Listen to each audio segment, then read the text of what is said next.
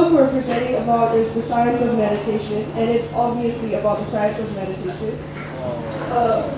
We're talking about a paragraph we find interesting. The paragraph is about the multitasking myth.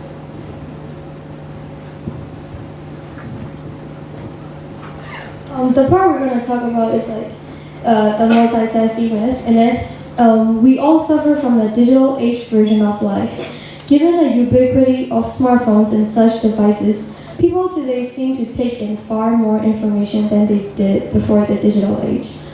What information consumes is attention. A wealth of information means a poverty of attention. In this paragraph, it's talking about how a digital age can lead to a full catastrophe for the human civilization due to the text messages and social media, etc. And now my friends are going to show you guys a skit of this paragraph.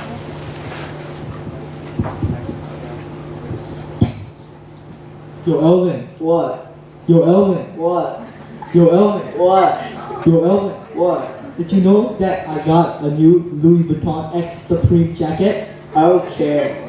I'm looking at Wikipedia how to be a better person. A wealth of information means a poverty of attention.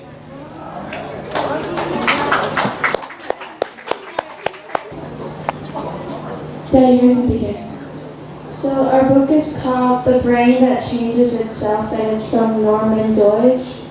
And it's about people who had faced challenges in their life and overcame it by thinking in a positive way. And this inspiring book will leave you with a sense of wonder at the self-healing power that lies within you.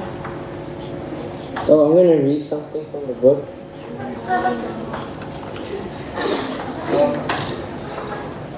We see with our brains, not with our eyes, he says. This claim runs counter to the commonsensical notion that we see with our eyes, hear with our ears, taste with our tongues, smell with our noses, and feel with our skin. Who would challenge such facts? But for Bakirida, our eyes merely sense changes in light and energy. It is our brains that perceive the intensity.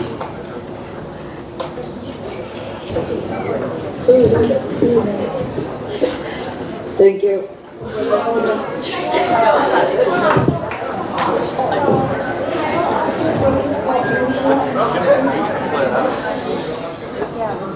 It's easy to hold the attention training method, and I think it's working. The instructions are simple. Find a quiet place where you can be undistracted for a few minutes. Close the door and mute the phone. Sit comfortably with your back straight.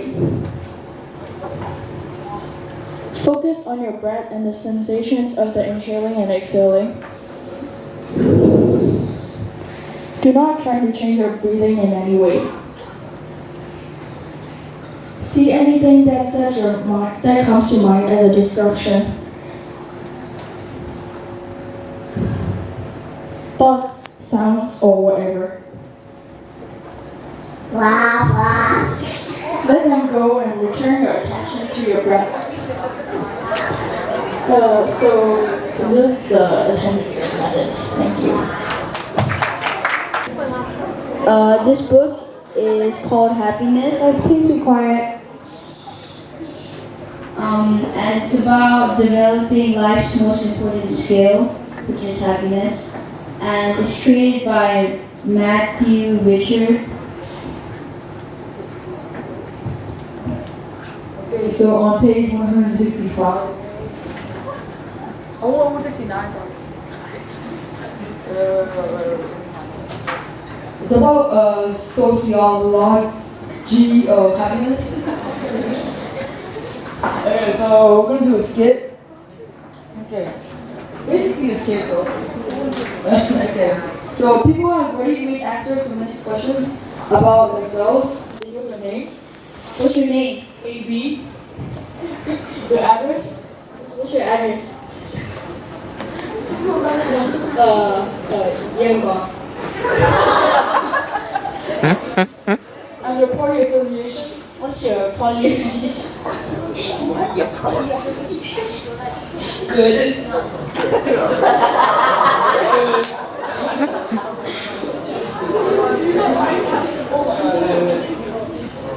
But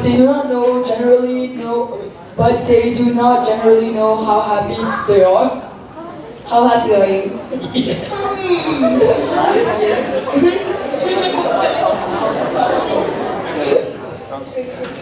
And they must construct an answer to that question whenever it is raised. How happy are you? Very happy.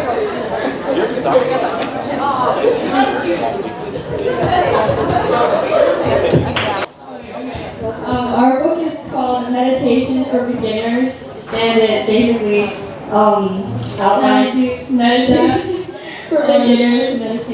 Okay, when you bring your attention to walking back and forth in one place, you realize pretty quickly that the point is not to get anywhere, but to be where you already are.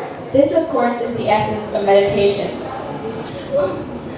While it is simple, meditation is not always an easy thing to accomplish. It requires great care. When you experience any bodily sensation during meditation, you practice, just to name it, you say it to yourself softly, tingling, tingling, tingling, or tension, tension, tension. So when you meditate and fear arises, you can use the same process you already learned where you sit and go fear, fear, fear. While you are asleep or when you have forgotten, you have to. There's not much you can do. So that's not much you can do. So, but when you are awake, but in the moment when you are awake, you are you remember to be in the present again. All right. Hello, everybody. Teachers are coming up here. I'm too excited. So, hey, just a couple of things. You guys probably know that I was born in. I said it like 3 times. 1959. You guys remember that before? So that means I'm old. I want to tell you guys a little secret. I've been teaching for 30 years. And I have about 2.5 more days of teaching before I might be done for the rest of my life of teaching. That's kind of crazy if you think about it. But I just want to tell you guys that I really think you guys are special. And I think this is a special conference. And it's a great way for me to end my career, to watch you guys doing this, because I think this is really the secret of the world, what we're doing here. And it's a magical thing. And I know you guys at the end of your year, you're busy, you just don't want to be in school. But someday I hope you'll take away from this and see how magical and how special it is, okay? But Miss Elizabeth has a little talk here, and then we're going to do a little chocolate eating for you guys. So, how many of you have an Apple phone? Raise your hand. A Samsung Android phone? How many of you use Microsoft software on your computer? How many of you have bought a product from Amazon? Okay, so what I wanted to say is, in the United States, especially in Silicon Valley, where I'm from, in California, many companies are calling meditation masters to teach their employees how to meditate, because the world is becoming so stressful, so high-paced. And what I wanted to say is, you have this opportunity in Myanmar to learn it for free.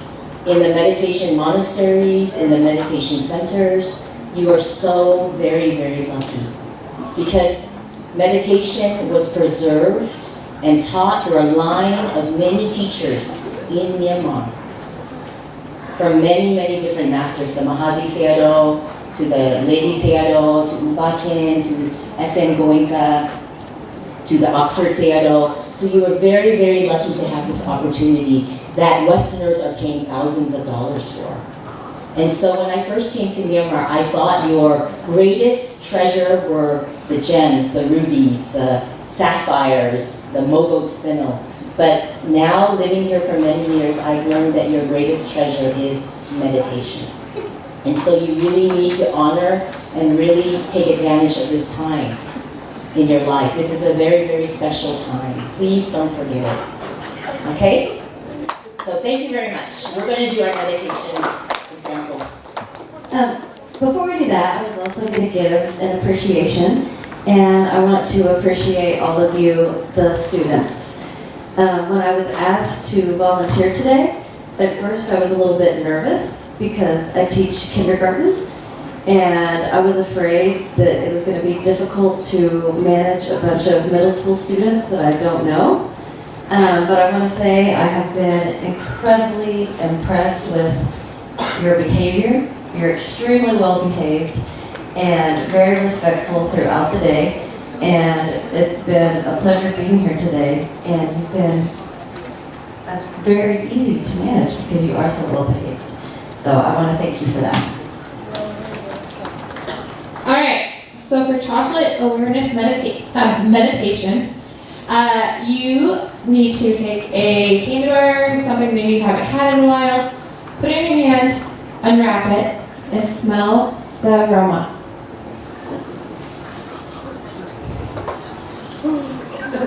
Developing awareness for chocolate meditation. And then break off a piece and really look at it. Let your eyes examine every nook and cranny.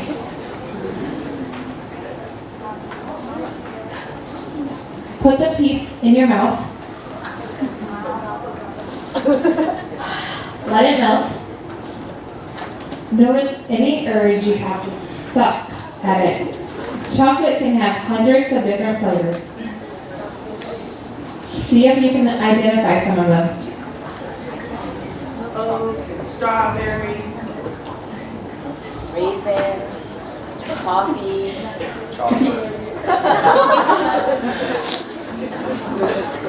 If you notice your mind wandering, just bring it back to the present moment. After the chocolate has melted, completely swallow it slowly and deliberately. Let it trickle down your throat. Repeat this with the next piece.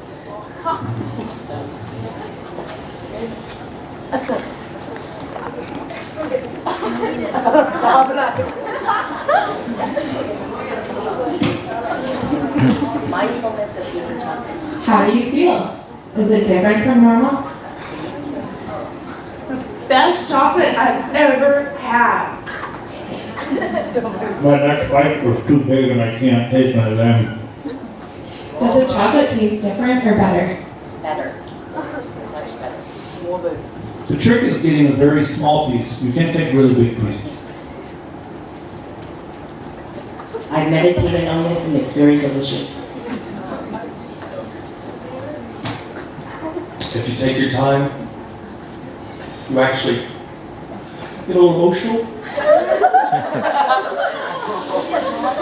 But it's really nice.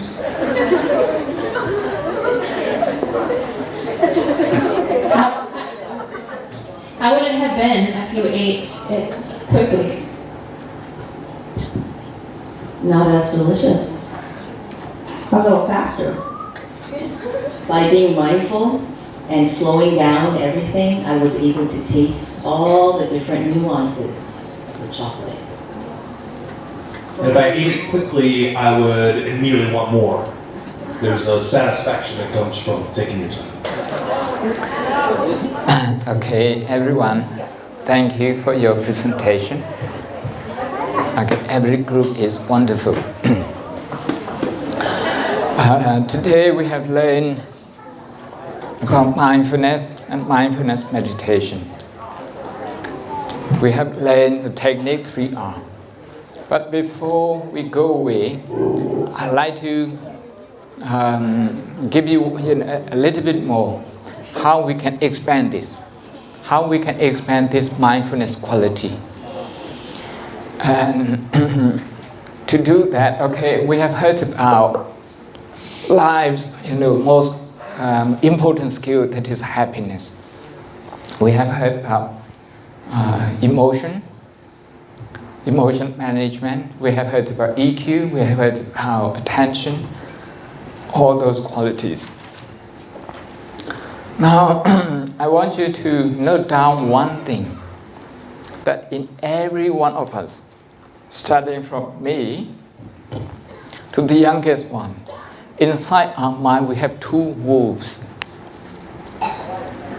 Okay, the gray one and the white one. The gray one is the symbol of negative emotion. The white one is the positive emotion. It's down to us, individuals, which wolf we choose to feed. If we think about people and our experiences negatively, we are feeding the grey wolf. Okay. Of course, if you look at the book called Buddha's Brain, it doesn't say grey wolf, it says black wolf, but because I don't like the word, so I'm changing it into grey wolf. Okay. So scientifically, in neurology, if you think negatively about yourself, if you just think about things to worry about and not things to be proud of, if you develop that habit, you are actually feeding the grey wolf. In neurology, it says your old brain, the old brain, is called amygdala, is being active.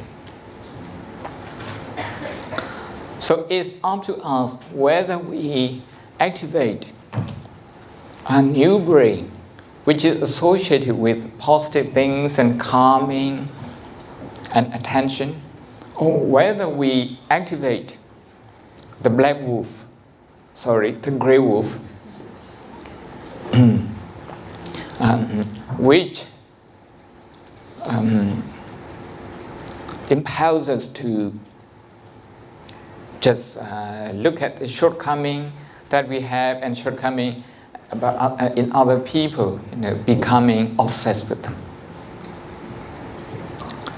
I'd like to tell you another thing. It's called 80-20 theory. You might as well write down this 80-20 theory. 80% of our life is very good. 20% needs improving. But we give 80% of our attention to the 20%, which is negative experience. And the 80% positive things in our life, we hardly pay attention, only 20%.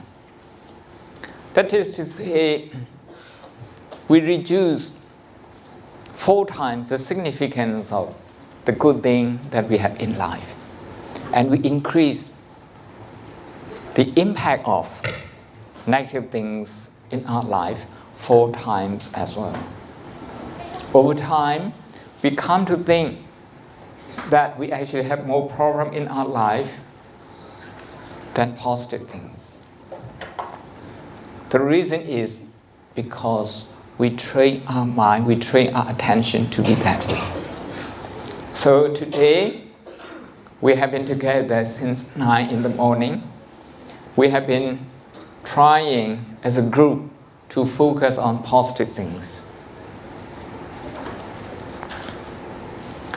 I might just ask you to do a quick exercise on your paper. Just draw 2 columns. Okay, one is negative emotion, the other is positive emotion. This is to get to know your own emotion, negative one and positive one.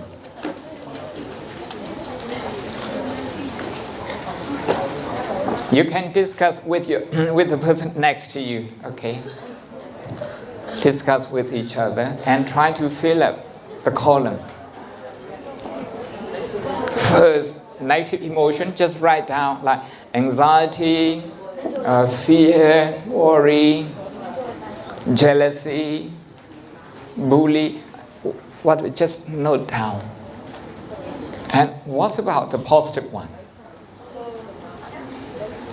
Fill up the positive columns as well. 3 minutes. Okay, the time is up. Thank you. Thank you. Now, before we wrap up, before I pass this floor back to the volunteers, I want to do meditation with you for 2 more minutes. This one is called positive thinking meditation. Just think about the good thing that you have done for the whole year. Okay, for the whole year in the school. For those who are going to grade 7, think about the grade 6 experiences. The good thing. Okay, trying to appreciate your own hard work. Okay, how much work you put into your study, into your sport, into your group activities, into your social activities, like that. First, think about yourself, okay? Be proud of the effort you put into. The second one, try to relate to the hard work of your best friends in your class. And then try to be proud of that person. Try to congratulate and rejoice in his or her effort and hard work. The third one, think about the hard work of your parents, okay, for the last year. And the fourth one, the last one, and the fourth one, your teachers, okay. We have 4 groups to think about. Number 1, yourself, your hard work, your achievements. Number 2, your best friends in the school. Number 3, your parents. Number 4, your teachers. 2 minutes, okay. We close our eyes and we meditate.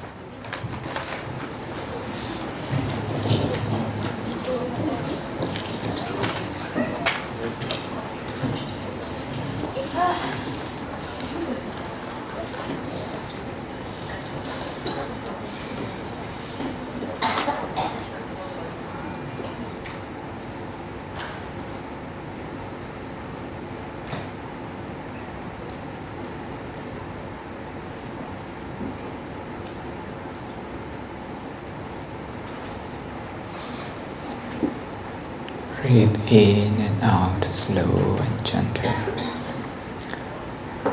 And continue thinking about positive things in your life and in the lives of the people around you. Activating the positive part of your brain.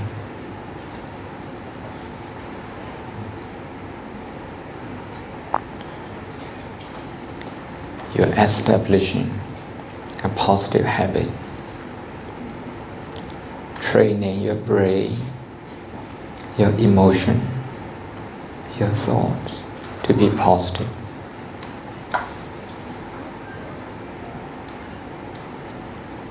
Without positive thinking, what we have means nothing.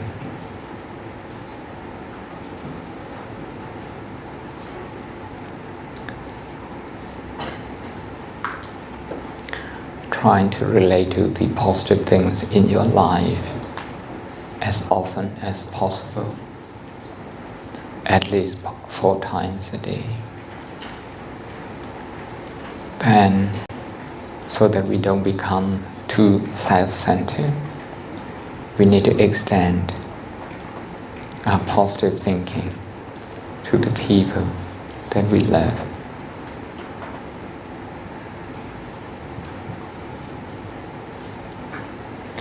Thank you. Stress is really just a modern day term for suffering. I've never heard anyone say, gosh, I am so stressed out and I feel really terrific. No, it doesn't happen that way. There's always a certain degree of suffering associated with the experience of stress. And it's happening on two basic levels. In our bodies, we get stomach aches, we get headaches, our neck and shoulders and back get tight and can cause us pain. We get the sense of constriction in the chest and in the breath. Well, this isn't just happening in the body, it's happening in the mind as well. Our minds start to get tight and constricted, and that tight, small feeling as the mind continues to focus on all the things that are going wrong in our life. And then our world vision starts to get very small and tight as well. And it's like, I know you got problems over there, sister, but I really can't help you because I got problems of my own right here. In my opinion, this is really the number one problem with stress. See, how we get to experience our humanity is through our ability to connect with others, with our friends, with our families, with our coworkers, with our pets, with the world of nature. Our sense of humanity is directly dependent upon our ability to connect with others. As stress constricts our minds, so it constricts and eventually restricts our ability to be present with others in our lives. And this has a snowball effect not only on our stress, but on our life as well. So mindfulness-based stress reduction is the practice of learning how to more effectively use our minds through evidence-based and non-religious meditation to be able to turn off the stress response in the body, thereby decreasing things like high blood pressure, decreasing muscle tension, which can in turn decrease our experience of daily fatigue as well as our experiences of pain. And it can increase our ability to move ourselves more effectively into states of greater rest and relaxation, which can absolutely be a benefit when it's time to go to sleep at night.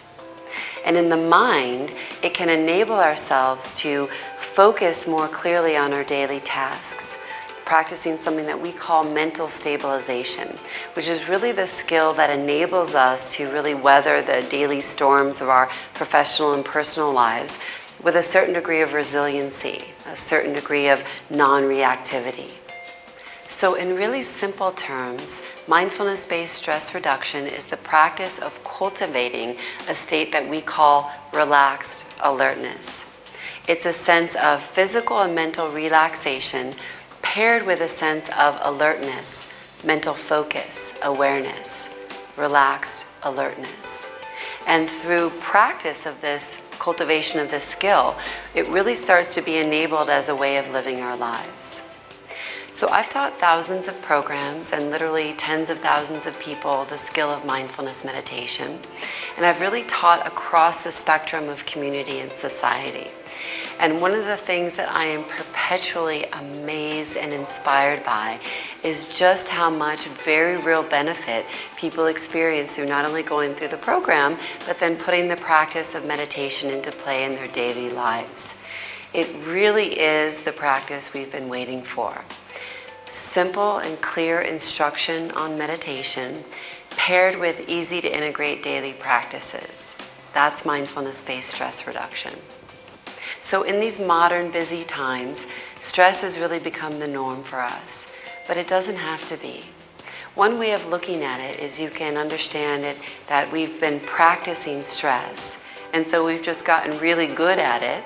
But just as we've practiced and gotten good at stress, so we can practice and get good at something different, cultivating these states of relaxed alertness. The research is there, and the program is here. We can live full life despite the catastrophe that we have in our life. We don't often put it this way, but he is trying to interest you, he's trying to provoke your thought. Despite stress, it's still possible to live and enjoy what we do. To enjoy our study, yes, there will be stress. A student who are going to higher grades, obviously you have more stress. And you just have to expect this. But as she said earlier, something to do with habit. Do you remember any wording?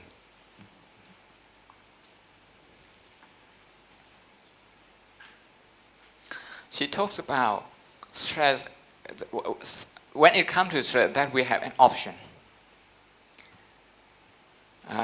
We can just leave it as it is and retain, okay, our habitual reaction. That pattern that we have, fighting with stress or running away from stress, that's a fight or flight. We can do that and become very good at stress production, not reduction. Not reduction. At stress production, we can become very good. But we also have another option, which is to learn how to be mindful. And then learn the pattern of our reaction. How do we react? Okay. This requires observation.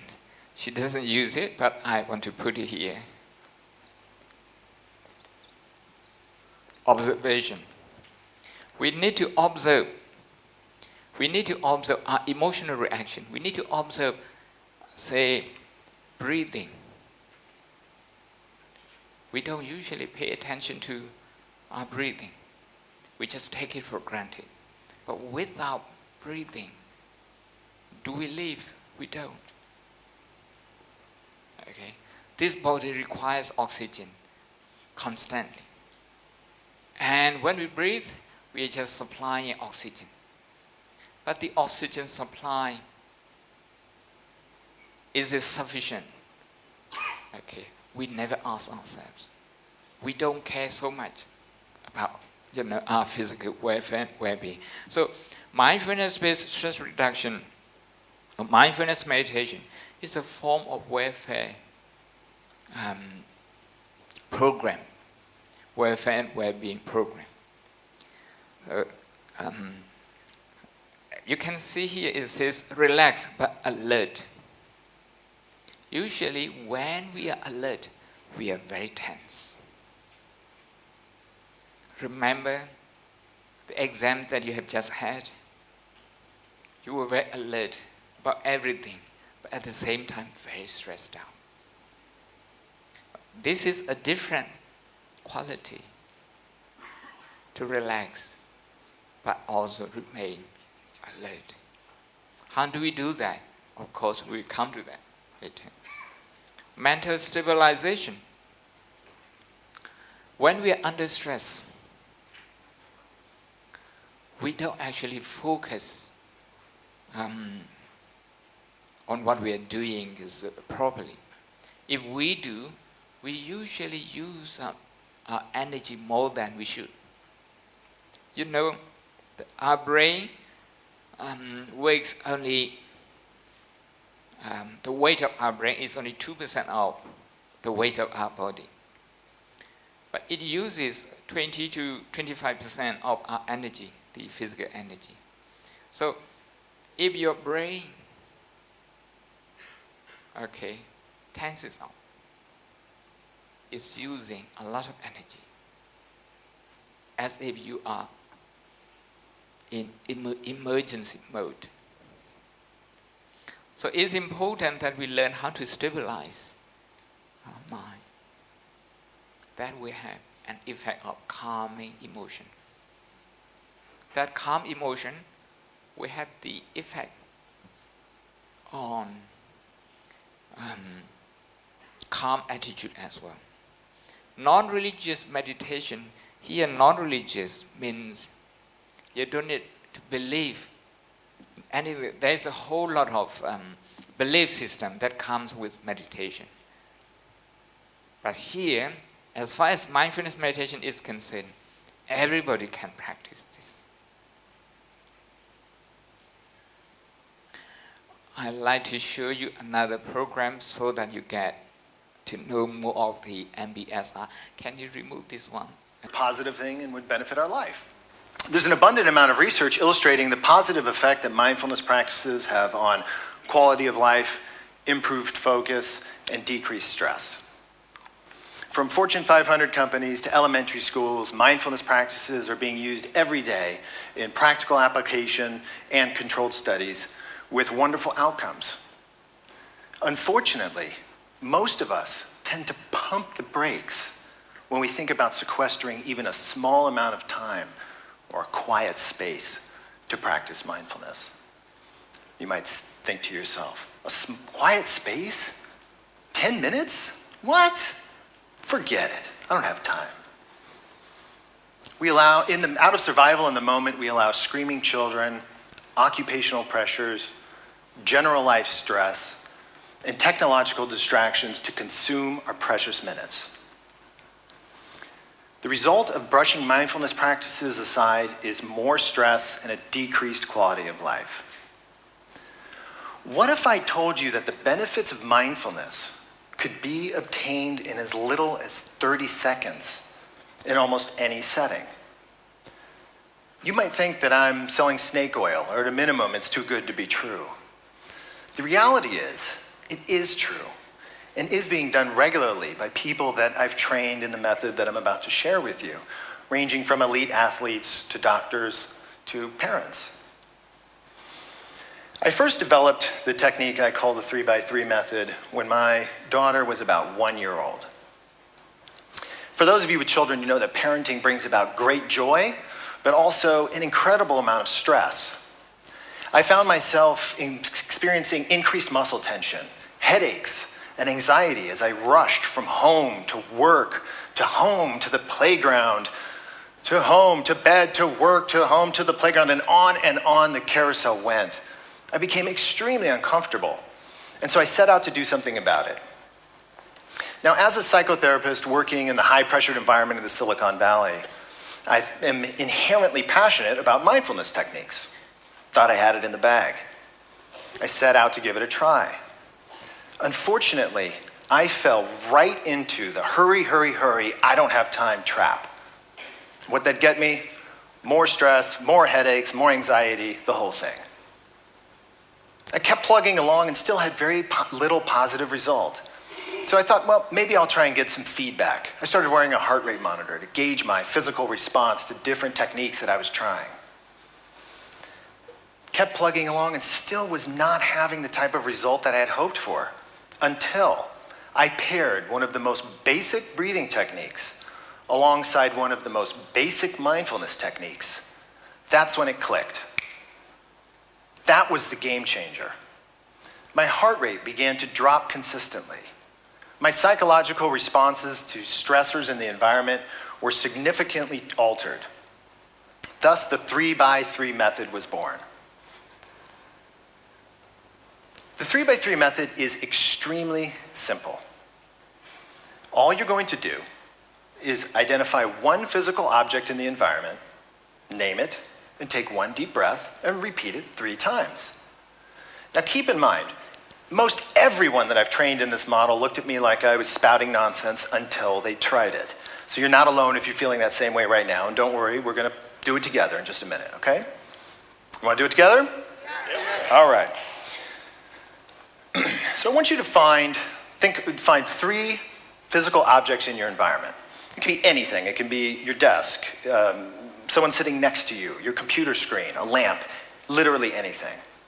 It's important not to fall into a particular trap that I've seen many people fall in, and that is to add subjective descriptors to the object, like, that's my favorite stool, or I really like Johnny. When we add these subjective descriptors, adjectives, etc., it brings about subtle emotional reactions that muddle the process. So you're simply going to say, that's a stool, nothing else. And when you name the object, you're going to do so in your mind, not out loud. If you're doing this at work or on the bus or on the train, people might start to think, you're having a little trouble that day, okay? And when you take your breath, you're going to do so through your nose or your mouth, whatever's comfortable for you. Ultimately, it is best if you choose the objects yourself, but for the sake of this talk and for us to do it together and things to be expeditious, I've picked out 3 objects for us. This pointer, that stool, and this screen. Ready to give it a try together? All right, here we go. That's a pointer. Take a deep breath. That's a stool. Deep breath. That's a screen. Another deep breath.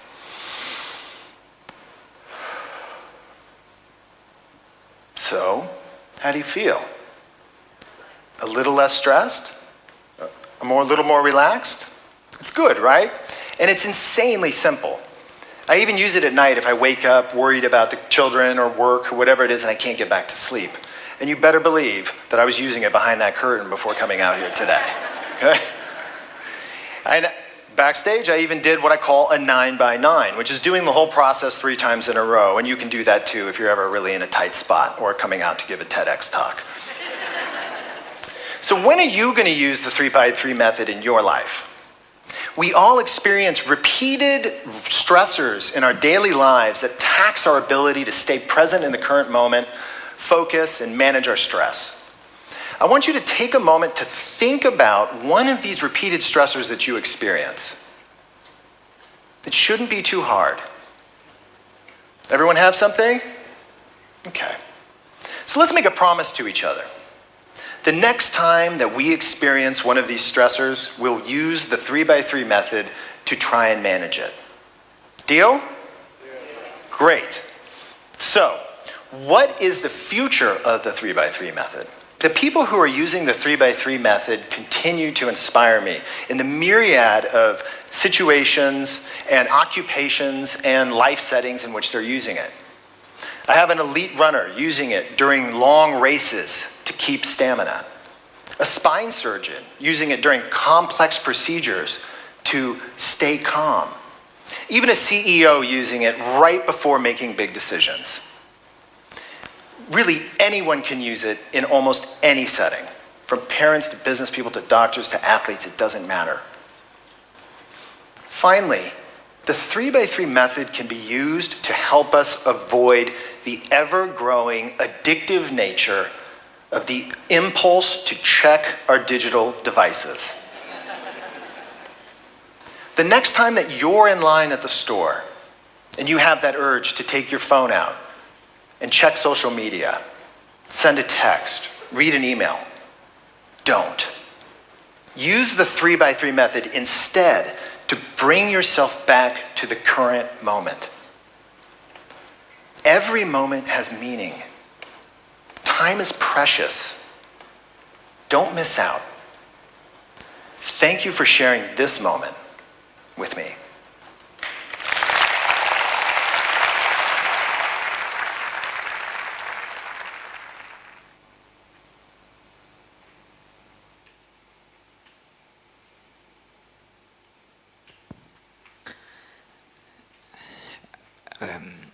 There's another program from MIT still downloading. But this is from one of the TED Talks on mindfulness. As you can see, people develop program to make it easy so that the users can make use of it easily anywhere, as he said, even in the shopping mall. We do a short practice. After the practice, we watch another program just to try to give you this MBSR foundation, a good foundation. And after that, we can have some discussion. What the TED Talk speaker was saying, the way he describes mindfulness practice, the development of mindfulness is using what I would call active mindfulness. In my own practice, I distinguish mindfulness from active mindfulness to passive mindfulness. So here, he's talking about choosing an object, then take a slow breath and name this object 3 times. This is to bring your mind back to the present moment. It wouldn't take you half a minute. It will take less than that. And maybe you don't have to close your eyes either. So we try this out first, okay? We try this. This is to slow down breathing. By slowing down the breath, you're also slowing down your attention. But when you slow the mind down, it becomes sharper. You don't miss out anything. But when the mind is spinning because of stress, we miss out many things, and we have to repeat certain things many times.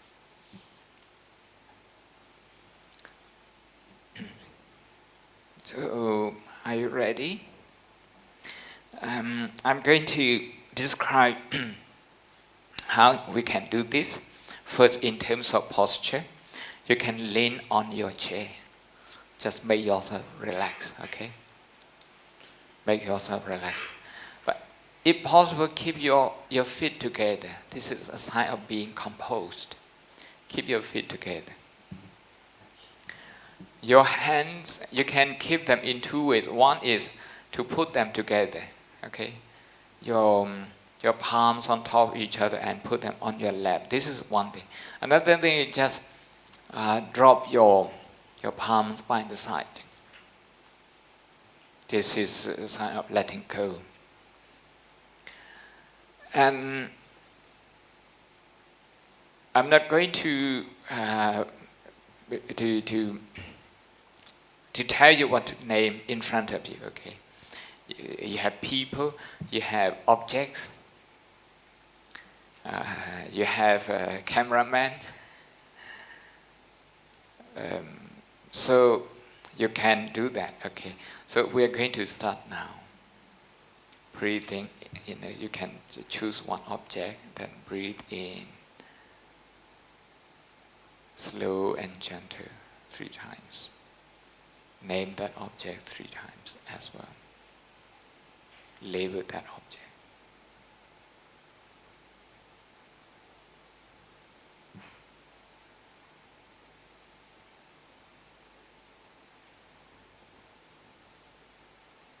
Each breath is one label for one labeling. You label 3 times and you breathe 3 times.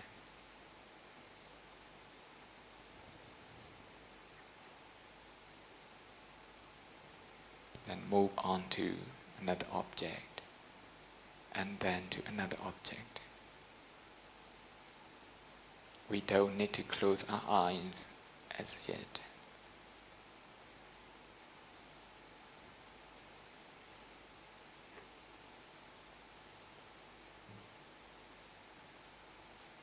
Remember not to judge. Good or bad, exciting, my favorite, and so on, not to judge. Just to label something as it is. This is called non-judgmental mindfulness.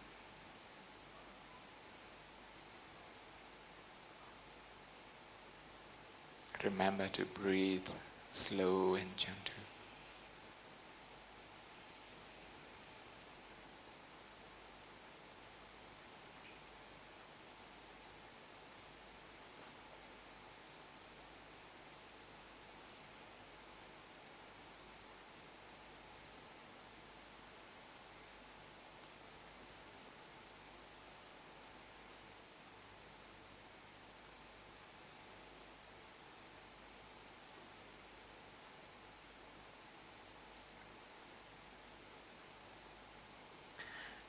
Okay, thank you. I think we spent about 1 minute.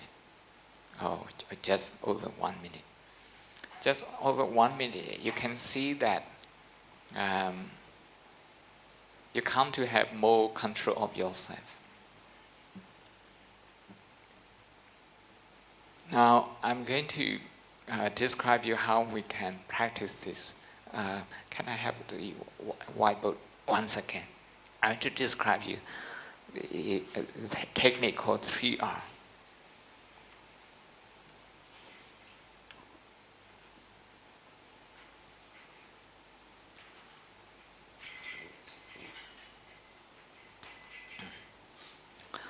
The technique of 3R, the first R is register. This register is about recognizing or accepting. That's the first R. The second R is to release. The third R is to return.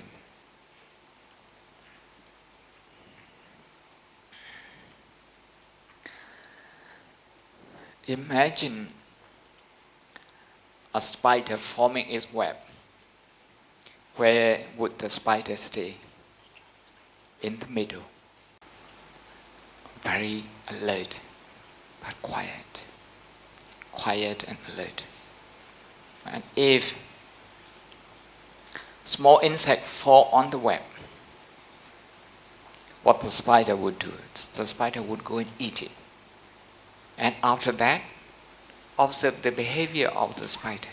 It would come back to the middle, to the center.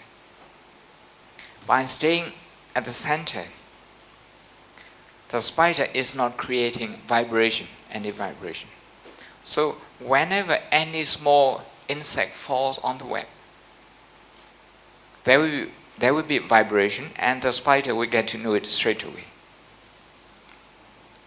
The small insects, they are like distraction that we have in our daily life. Sometimes the distraction is from what we see, sometimes from what we hear, sometimes from our past experiences, sometimes from our friends, like this. So our mind is constantly having to react to all those senses. So it hasn't got any time to rest. That is why the mind gets exhausted, because it's reacting constantly. So what we do, the first thing, register. This is something like in the TED Talk, to name it, to label it. In Burmese, we would call it mat, the yamat. So register. By registering, you are recognizing the present experience. If you are seeing something, you recognize that. If you're eating, you recognize the taste. If it happened to be an emotional reaction, you actually accept that emotion. Yes, this emotion has a reason. And without judging, good or bad. So this is called non-judgmental.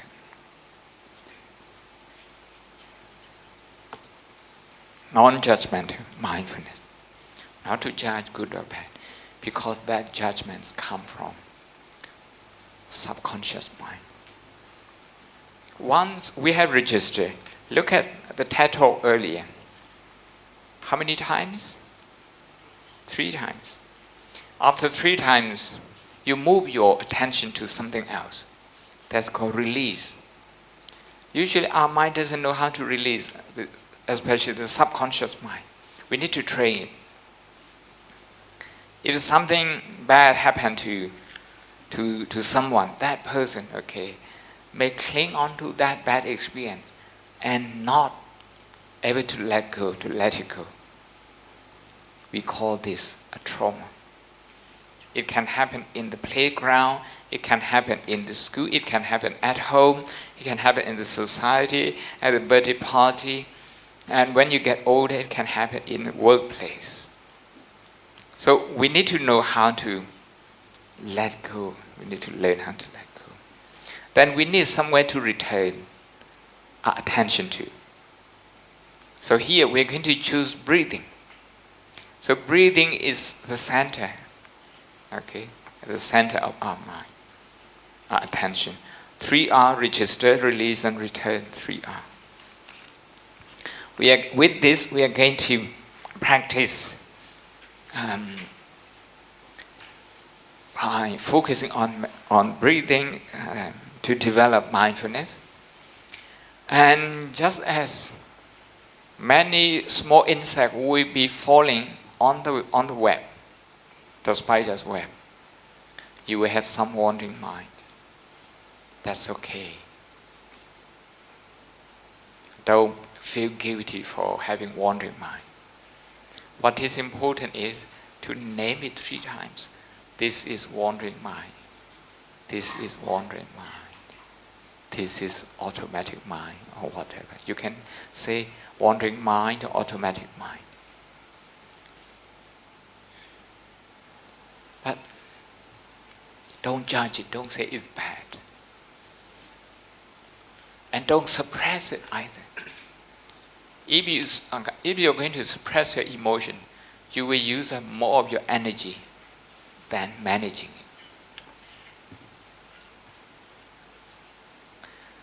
And if any emotion comes up, maybe boredom, you need to look at that boredom.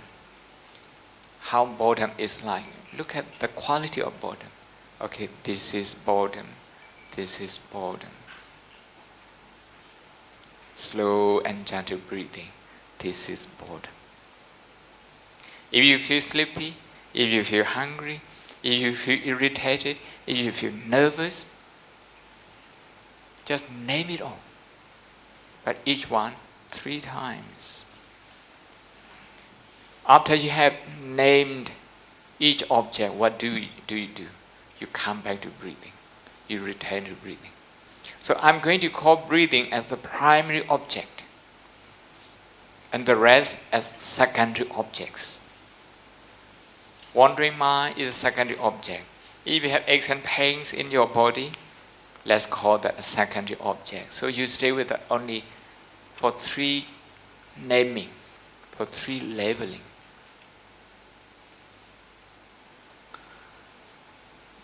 How long you want to practice, I should ask you.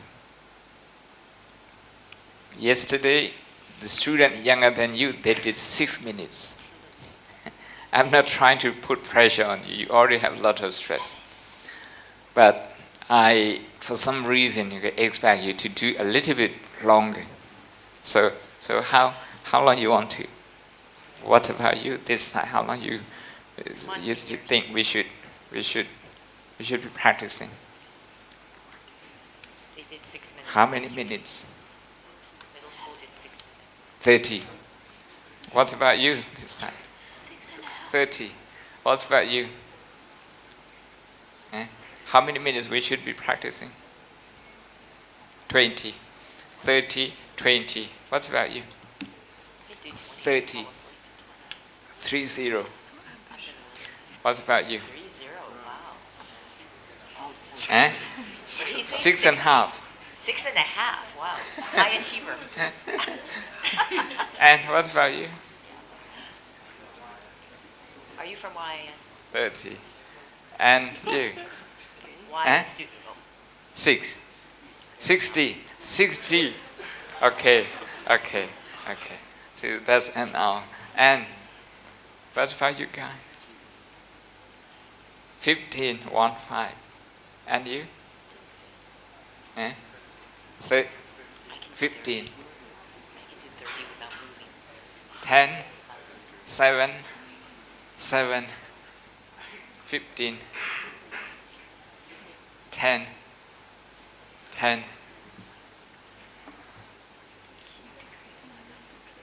15. What about you? 10, 5. 5. That's less than yesterday. That's less than the middle school. Yeah. And 15. Okay. And you? You said earlier 15. Okay.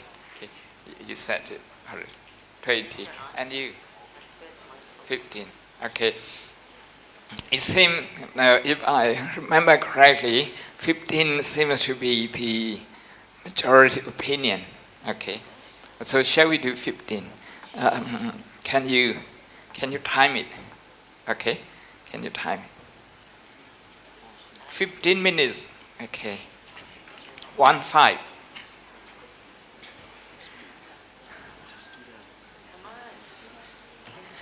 If you feel bored, this is perhaps the first time that you will be experiencing boredom mindfully. Okay, and tell me the quality of that boredom later. So now, this time we are going to be closing our eyes, just lightly, and then trying to. You can lean on the chair and start breathing in and out. As you breathe in, you can count your breathing. 1, 2, 3, 4, 5. 1, 2, 5. As you breathe out, again count 1, 2, 5. You can, please. 1, 2, 5. Just close your eyes lightly and pay attention to your breath. Slow and gentle breathing. Be kind to your lung, supplying it with enough oxygen. Be kind to the whole body. Supply your whole body with sufficient oxygen. Count in breath 1 to 5. Again, out breath 1, 2, 3, 4, 5.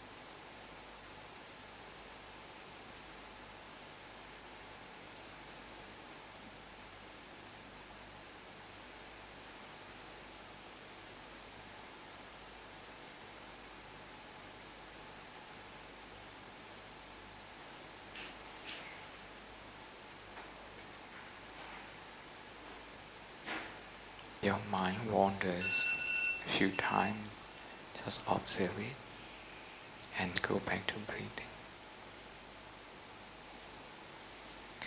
Okay, it's 15 minutes now. Congratulations everyone. I'm not really sure if I heard this correctly because I was half falling asleep, but I believe you said intentions dictate actions. Did you say that earlier? Can you explain that a little bit? Yes. Intention dictates our action. Yeah. Exactly. Use this mic after. Yes, thank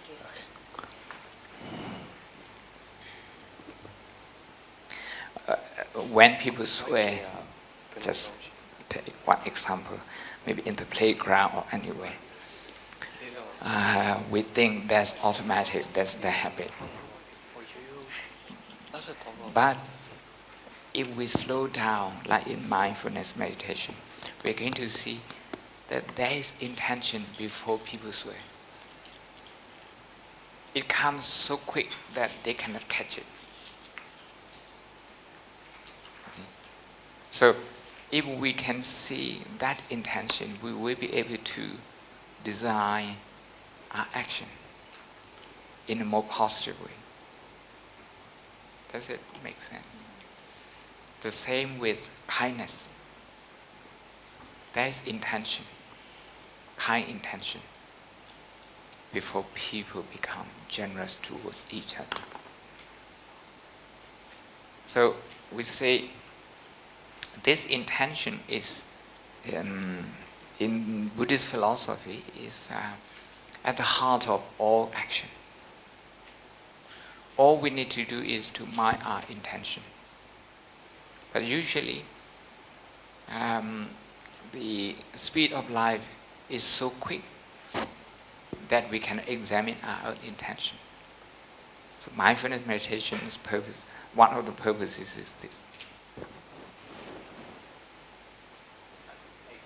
How do you make it? How would it explain action that can be considered generous when your intentions don't line up?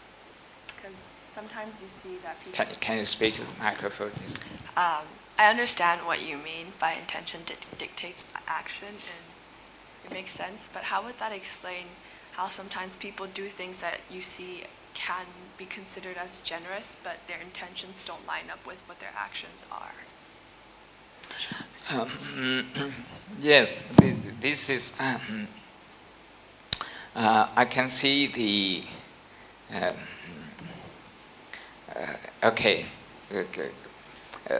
This is how Buddhism takes intention very seriously as the heart of ethics.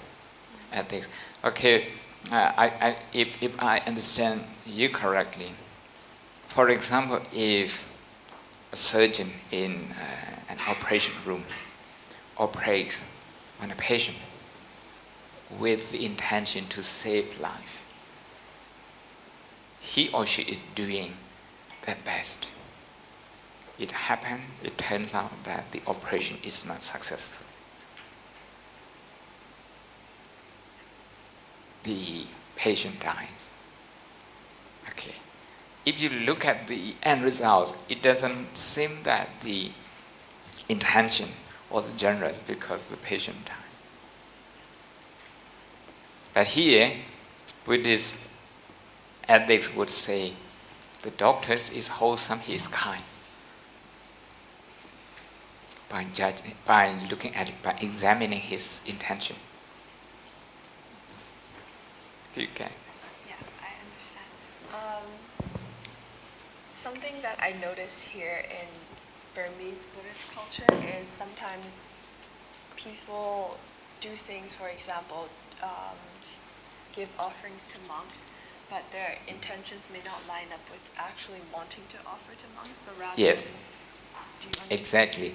This is where we have to judge, we have to examine the intention.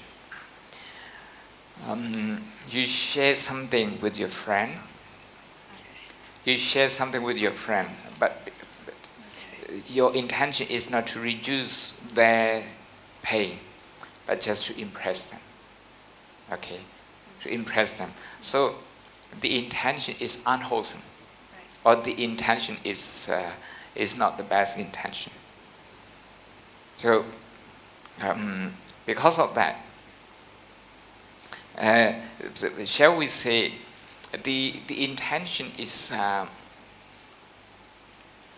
there's an agenda in that intention, or shall we say the intention is not totally wholesome. So the generous act is a show, is for another purpose. How do you change someone's mindset so their intentions line up with their actions, especially when it's considering generous actions? The heart of Buddhist practice is to try to understand and know more and more problems. The problem that we have in the society, the problem that each and everyone has in their life that they have to go through. By using problem as the basis of our thought, problem-based approach, by using this, if we can generate compassion, that is to reduce problem, then every intention will be wholesome. If people think they have to show off, they have to act out like that, they are not aware that they are suffering. They are suffering from insecurity. They feel the need to be approved by the wider society, and they seek attention. And they are not aware that they are suffering. By the time they are aware that they are actually suffering, they will stop doing that.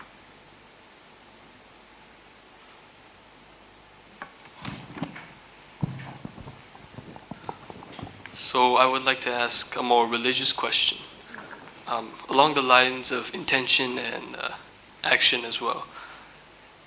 When doing a good deed, is the value of the good deed measured on the intention of the person or his action?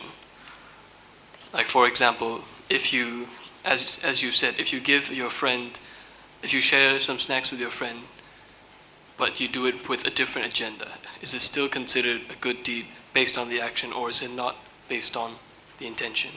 The Buddhist teaching would say is based on the intention. The action can be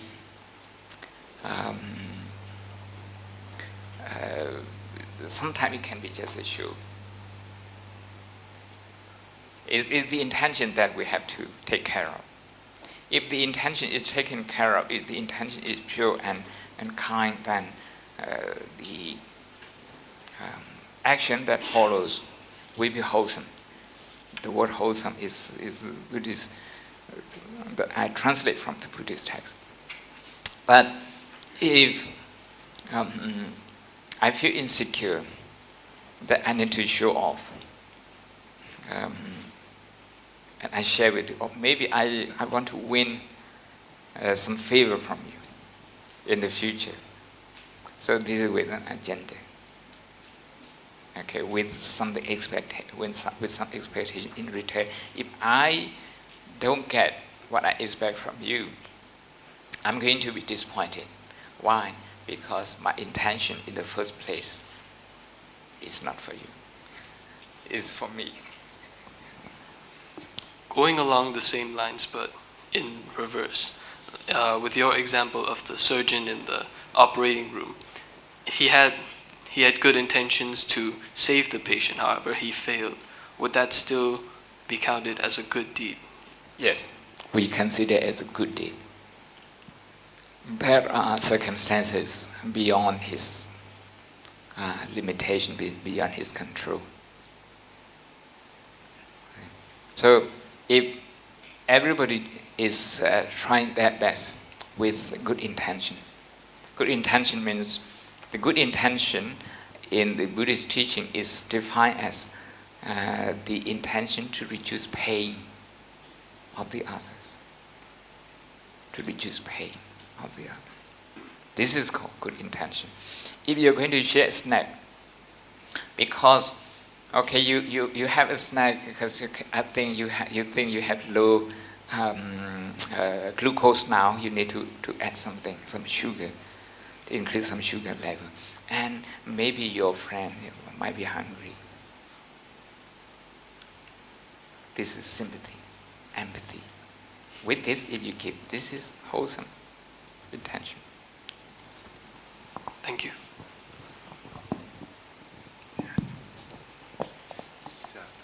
Okay. If there is discomfort during meditation, do I try to meditate that discomfort away, or do I try to take the discomfort away?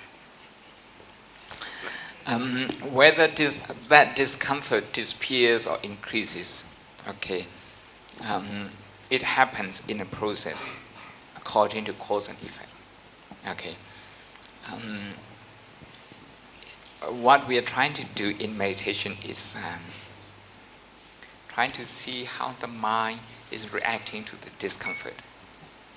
The discomfort that arises during the 15 minutes sitting, we all can cope with that physically. Okay. How long if you watch a football? How long does it take a football match? 90 minutes. You know, people have the physical capacity to withstand that kind of discomfort. But if they have to watch this discomfort closely like this, their mind will start reacting to it, like fighting with that or suppressing it because, it's something that they don't like. those reactions, they are how we top up the discomfort. I'm saying discomfort happens at two levels, physical and psychology. So by learning how to accept this discomfort, it's okay if it increases. If I cannot bear, I'm going to move mindfully. If I can bear, I'm going to look at the discomfort and see the pattern of my reaction. It's about learning. It's about learning how we react. I thank you for the question, very comprehensive one. But I wouldn't risk giving you the duration, no, because it varies from people to people. What I would say is actually in the clip that I want to show as the third one. I'm going to tell you now. First is attention, that intention, and that attitude 3, AIA. Attention, the quality of attention. When you name worry, you are paying attention to that. But what about your attitude? Is it to get rid of it? Then the attitude is not right because you are fighting with it. The attitude should be acceptance. You see? So your intention, well, if your attitude is you look at your worry as something bothering you, something that you should get rid of, something that happens only to you and not to your student. And when that happens to a student, stress is something only happen to them. All the teachers, this seem stress-free. This is personalizing. This is attitude problem. Attitude problem. With that attitude, our intention is to get rid of it. You will never be able to get rid of it. You can only transform. You can transform the stress energy into a calm energy, into an acceptance energy, into a harmonious energy, into an understanding energy. You can transform this. Attention, intention, attitude. My question is about good deeds. As in, I was raised up thinking that the more you donate, or there are like different type of good deed, even doing it, like one would be worth more than the other.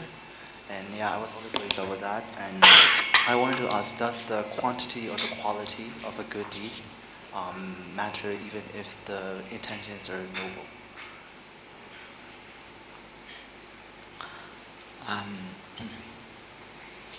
I'd like to make it short to the point because we can. This is a big subject. It includes ethics. It includes intention. Also, attention. What I just said. Attention means what your attention is on. If your attention is on yourself, you obviously expect something in return. You see this as an investment. So your intention is investment. You can see attention, intention, attitude, they are all tied up.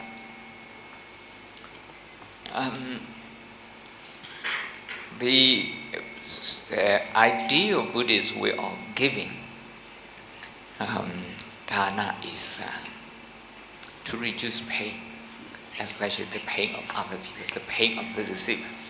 If I'm giving you this bottle of water, you will hear someone saying that, okay, if you offer water, you may get 10 kinds of benefits.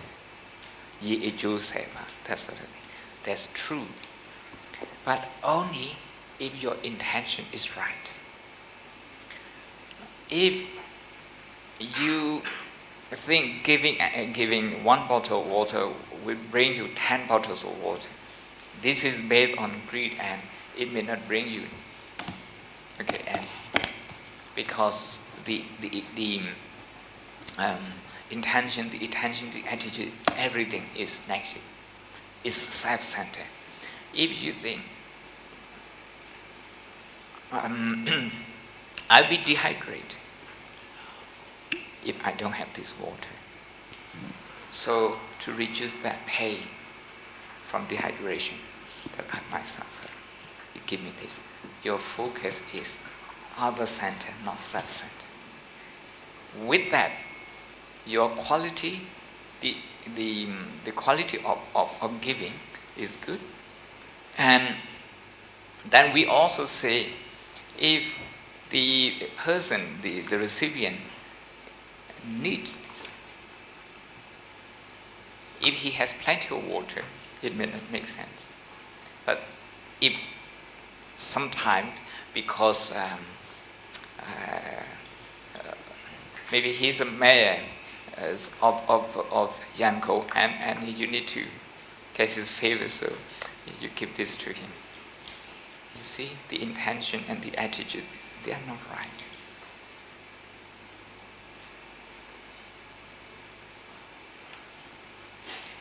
Maybe, is it 1, 2 question?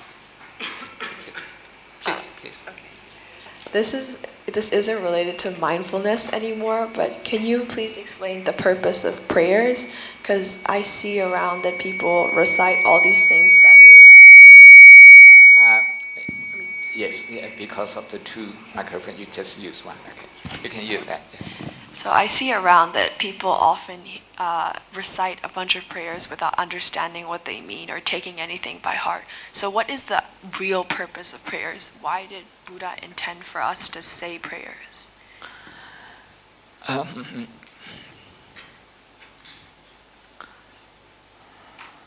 I don't want to be too radical, but I might just say that during the Buddha's time, there was no prayer as such. That's what I was... But there was some kind of recitation as part of education, part of learning. There weren't, plenty of books available those days, so people had to memorize. By doing that, you really need to, to do that, you really need to be concentrated.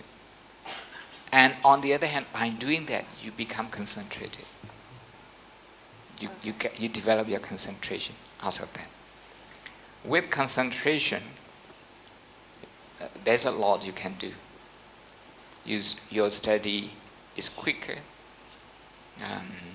your work has more quality, that sort of thing. But when you say prayer, this is actually asking something from the Buddha. The Buddha is saying that everyone has to depend on themselves. And they can do that. They have the capacity to do that. So one word that we use for Buddha prayer is actually very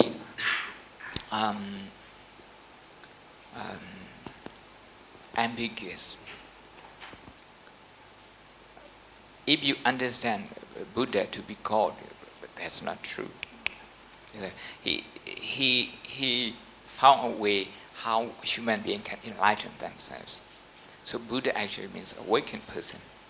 So in that sense, no matter how long your prayer is, your prayer will not be answered. But your prayer is going to, or not prayer, your aspiration is going to achieve when your mind calms down, and that calmness has some effect on your work. Okay, so from my understanding, it used to be that the reason why people recite all these things that Buddha used to say was because they didn't have a bunch of books. But now you're saying prayers is for the sake of increasing our concentration and allowing us to be more mindful, even though the prayers itself are currently meaningless to us because we don't speak Pali. Yes. At least when you are saying that, what you say, your mind is not on anything negative. Your mind is not wandering. So if it serves you that much, that's good. So it's the same thing as you said earlier, register, release, and return. And instead of returning to breathing, it would be returning to prayer. Prayer, yes. Oh, that makes more sense. So one Sri Lankan Buddhist monk scholar in England, okay, in whose name I went to England in '96. In one of his books, he remarked, anything a Buddhist does, okay, anything a Buddhist does can be meditative if the attitude is right. So if I recite He Du Bizio, Aramna Bizio, okay, if I have the intention to increase my concentration, my focus, I use this as the main object, the primary object. Then it's the same as focusing on the breath. Maybe one last question. Okay, over there. What should we do if we start to fall asleep when we're like meditating? Because that's a problem that I kind of face when I try to meditate. I'm going to give you a different answer.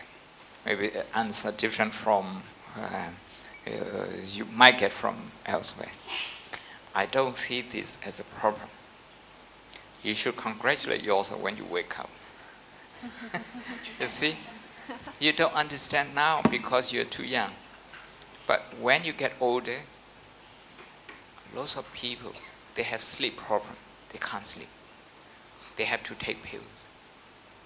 So if you meditate, and within a few minutes, it has a sleeping effect on you. Well done. But one thing is that your attitude towards this. Now I'm being serious now. When you wake up, do you blame yourself? If you blame yourself, if you feel guilty, this is something that you need to work on. Because sleep is a physical requirement, physical need. It's very innocent. Okay? But if you are fighting with this, if you are a kind of being judgmental about this, you need to kind of work on your attitude, not so much on your sleep. Okay? I pass the mic to the volunteers, to Albert and Grace and